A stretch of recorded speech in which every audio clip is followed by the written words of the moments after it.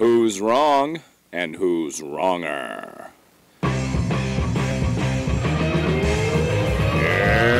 this corner, followed by millions, James the Exploding Unicorn Breakwell. And in that corner, ignored by millions, Steve Dash Rinko Levens. Hey, welcome back, everybody. I could not be more delighted that you're here. And as James and I were just talking before the show, he can't stand any of you. So just imagine which host is the one that you like the best. And James, let me just begin the show by asking, how are you doing, man? I am in disbelief because here lately, people are actually listening to this show, and I don't know how to feel about that. Like, our numbers out of nowhere are going up. And it's like, okay, on the one hand, finally we're getting, some actual listens. On the other hand, we have been putting out a really low quality product under the assumption that nobody would hear this. And now there's just this huge body of evidence that we should have buried, and now people are going to find out everything that's wrong with us. So we have really let down ourselves and the public, and now our shame is spreading. I don't know if we should feel apologetic for that or angry that this is what people consider quality entertainment nowadays. And that is truly an indictment, possibly of the public school system, possibly of what social media has done. But it is how everything has been dumbed down to the level of wrong and wronger, James. You know what? Maybe it's the opposite issue. So my kids, like, they watch YouTube rather than scripted TV. We have every streaming service known to man. You can watch Netflix shows with budgets of millions of dollars and the best writers out there and all that, and they just turn up their noses at that. And they go and they watch some garbage YouTuber reacting to videos from other YouTubers. Like, the lower the quality, the more they love it. So maybe we finally gotten so bad that we've gone below the threshold that we're so terrible we're good, and now perhaps young children somewhere are enjoying our podcast ironically. That's the only thing I can think to explain it. Possibly you can describe our show then as campy. Like horror movies that are so bad they're good. Like, maybe that's our podcast, James. That's true. So in that case, I would like to congratulate you for really dragging us down. I thought you were holding us back, but actually it's like an odometer rolling over. We went so far down that now we're at the top. So how about that? I am crazy like a fox. But on that theme, James, I did look up because somebody on Twitter mentioned that we've put out like 76 hours and 49 minutes of content or something. Cow. But that's just for Wrong and Wronger. That's not including 10 minutes. But I looked up what our all-time number of downloads is for just the audio version of Wrong and Wronger. And I'm curious what your guess would be, and I'm taking a risk here because if your guess is way higher, I'm going to disappoint everybody. But I have the number of what our all-time downloads is, rounded to the nearest 1,000. Do you want to venture a guess? Man, yeah. See, you're going to make me do math. I'm going to have to estimate. So we've had a few episodes that got kind of big, but we also have a lot of episodes that, like, straight up nobody listened to. Yeah. So Judy P is like, what was that one again? So, but oh man, you're going to make me think. So if we had 1,000 listens per episode, that'd be 76,000. And I think most episodes were probably well under that. But then there were some that were over it. So I'm gonna, you know what? We're gonna say 100,000. That's gonna be my guess. Well, first of all, you made one error in your judgment there. You said 76 episodes. We've actually had like 254 episodes or something like that. 76 hours. That's okay. Yeah. That's right. You know what? I'm gonna keep my guess the same. let's just roll with it. Well, I'm trying to spoon feed you the correct answer because it's interesting how this shook out. We really do average about 1,000 listens per episode because we are right now sitting at 255,000 downloads for our show. Really? You know, there are some podcasts. I know, like the Lore podcast, that guy, he went viral with his first 4. And like in like his first like 6 weeks of putting out a podcast, he had like 1 million listens. And here we are. We've been doing this for like 4 years now, something like that. We made it for 250,000. I mean, that is more than 1 or 2. I mean, mean, we got to give ourselves props for that. But it is certainly not up there with the big boys. We are well below the threshold where podcasts make money, and that's okay, because neither you nor I does this for financial gain or for any other reason that we can figure out. We just come on here because we come on here. It is what we do for reasons that no one can explain. It's like an old religious ritual. We've been doing it for so long, it's just built in. You assume that's the way things are supposed to be.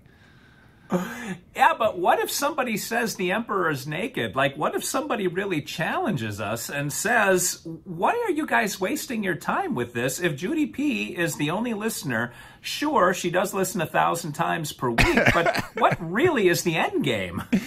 You know what? I wonder about that with everything I do, though. You know, what's the end game of Twitter? Well, to sell books. And what's the end game of selling books? Well, to sell more books. Like, there is no end game after a point. Why do you just do everything you do until you die? That's where we're at here. You can't assign meaning or purpose to it. We're going to descend into full nihilism this episode, and I think if you were to look up nihilism in the dictionary, you would find this podcast. I mean, today, we used to have like a 10-second production meeting before we started. We didn't even have a 10-second production meeting because I knew we were going to come on here, we were going to make fun of each other, probably talk about the podcast itself because, it's just that solipsism going. And then after that, we'd probably go back to your ranch where things, I'm sure, after your good turn last week have resumed falling apart. And that's really... Oh, my God. That's really all you need for a solid 25-minute episode. In and out, no thought to it whatsoever. And based on your reaction, it sounds like I was right. Do you have some hidden disasters I don't know about yet?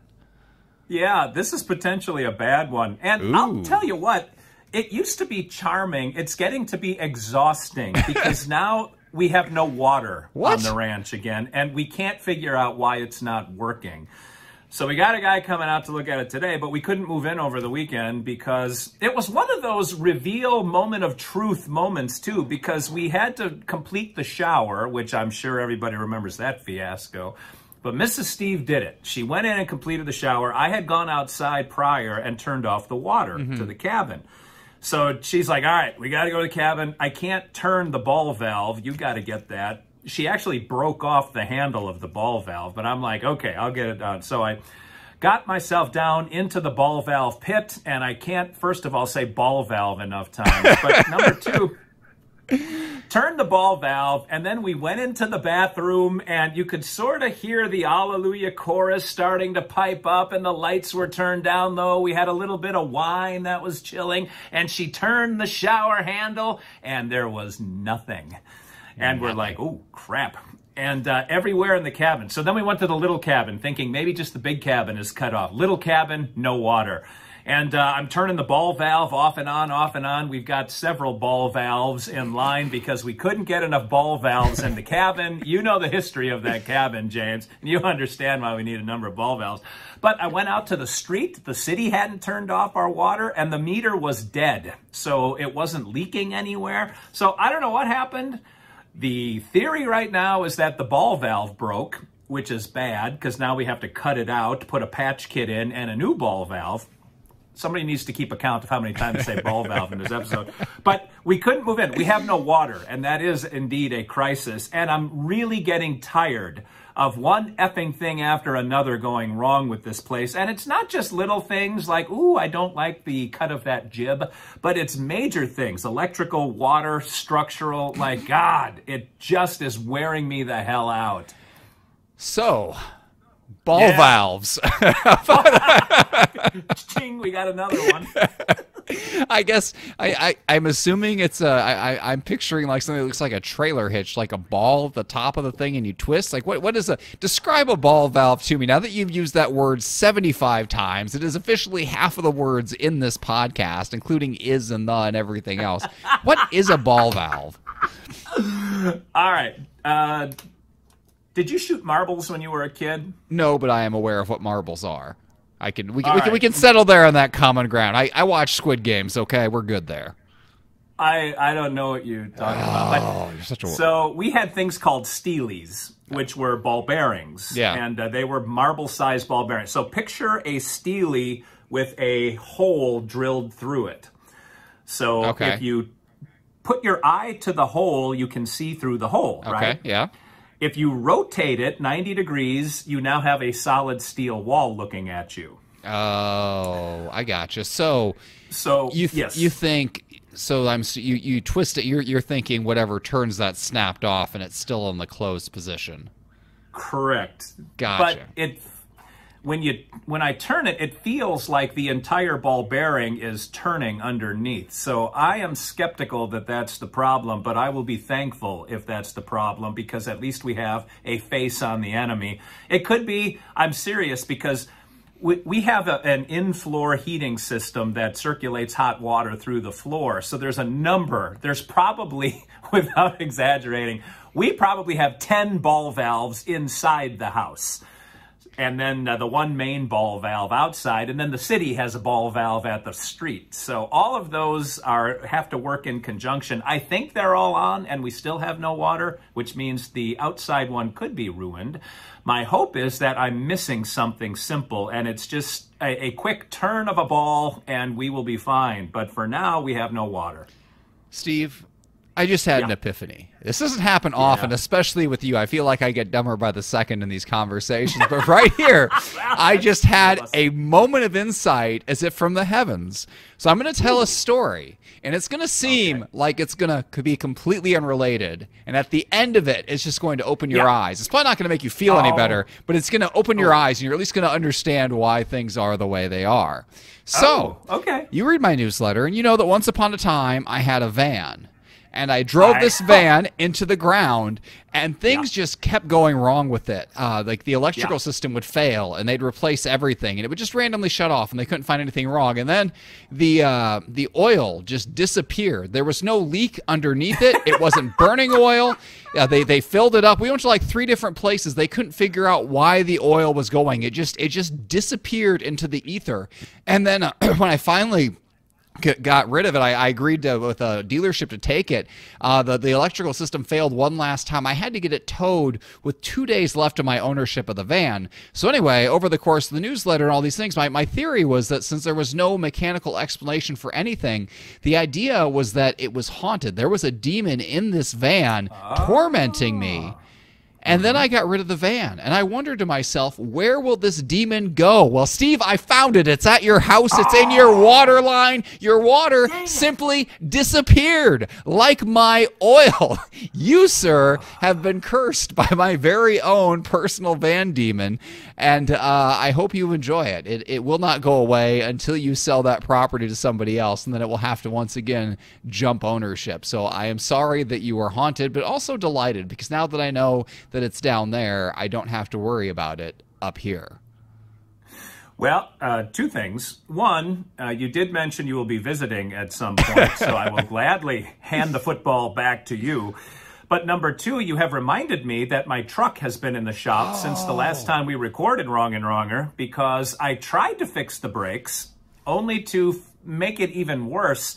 Because when I jacked up the truck is extremely heavy. It's an enormous truck, and they don't really tell you where to jack it up. And so where I jacked it up was not quite strong enough to support the weight of the vehicle, and so it collapsed a little bit, and the force going upward crushed something in the engine of the truck, and all of this fluid came leaking down.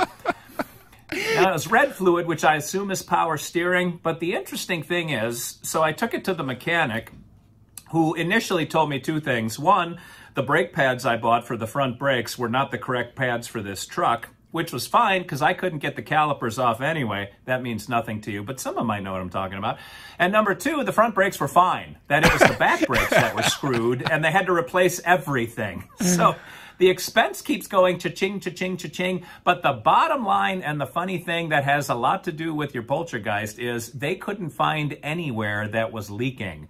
They assumed that it was the hydraulics in my jack that blew out until I sent them a picture of red fluid on the face of the jack. So it couldn't have come from inside the jack and landed on top of it.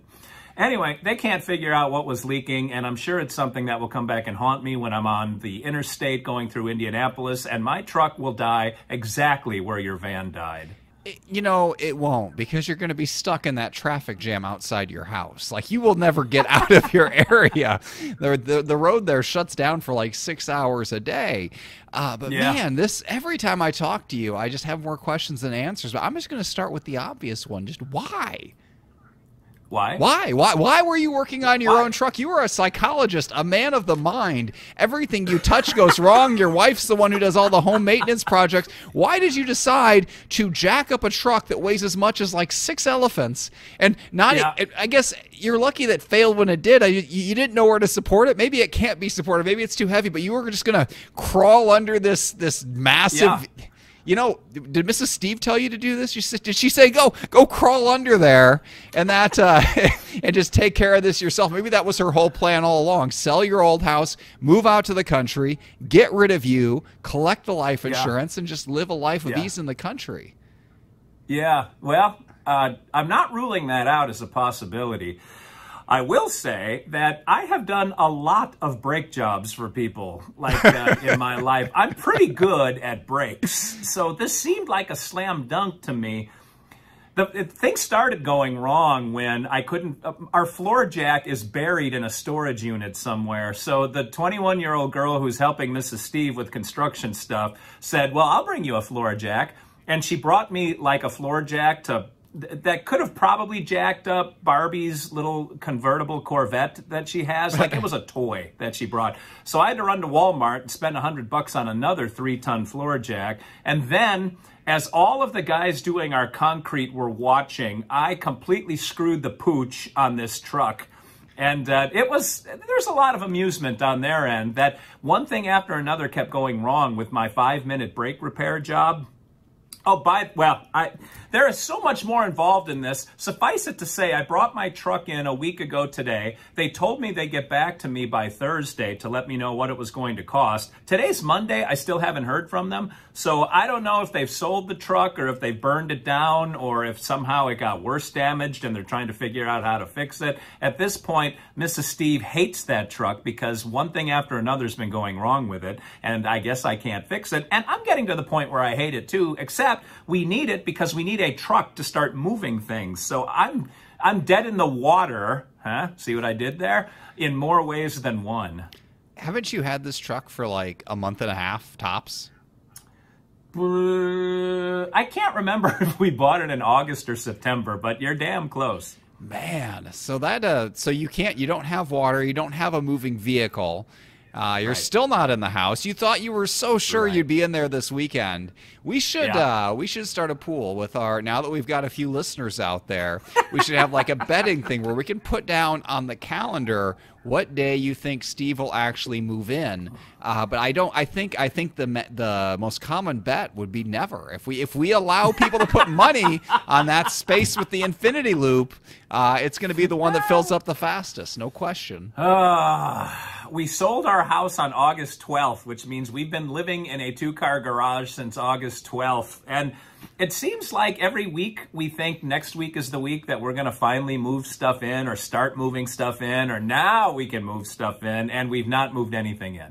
Have you considered just making the garage your permanent home? At this point, it seems to be your destiny. I mean, all of the forces in the universe are pushing you away from this property and into the garage. Maybe there's a time to just say, hey, we are where we belong. You know, I could live in a 2-car garage and be perfectly content for the rest of my life. Mrs. Steve is growing angrier and angrier about living in the garage. In fact, the landlord, the owner of the house, texted her and said, so I've been telling people that we'll have the space available if someone wants to rent it for like an office or something. And like around the first of the year, do you think you'll be out by then? And that sent Mrs. Steve into an anger spiral. And because she said, what do you think? And I said, yeah, we can go another month. Anyway, I think we're going to be there probably till the first of the year, but I have no idea. And I have high hopes because, she called in the cavalry because apparently I'm not good enough to do all of the home construction. So her dad is coming on Thursday and will stay until whatever needs to be done gets done. He built his cabin, every nail from the foundation up to the roof, and he put solar in it, and he's got water pumps and a well. He's completely off the grid, and he's got like a 1,300-foot cabin that he built by himself. So he knows construction, and she has more confidence in him than in me at this point. Why did you wait until month 75 to bring in the cavalry? What have you been doing since then? Did you actually not want to move in? Were you psychologically trying to sabotage this as a subconscious thing? All those years of abuse I've suffered at the hands of Mrs. Steve, I am now exacting my revenge. No, her father just came back from Colorado, so he summers out there, and then he has a place in Mississippi because he can't get to his place in the winter. It snows like yards of snow, and the road closes down, so he has to move to a house in Mississippi in the wintertime, and then in the spring he moves back out to Colorado. It doesn't seem like the right solution. I mean, surely they don't just abandon the state in the winter. Is he like on top of a mountain or something? Yes. Well, literally on top of a mountain. So yeah, hanging off the side, yeah. And your camp there is just a tall hill. So to him, this is like a big, this is like the little leagues for him. He can handle a tall hill. He can. Now, does he know his way around a ball valve though? I can't speak for him, James Breakwell, but after all of the work that I was doing yesterday, I can handle a ball valve with velvety hands. That's what I can say.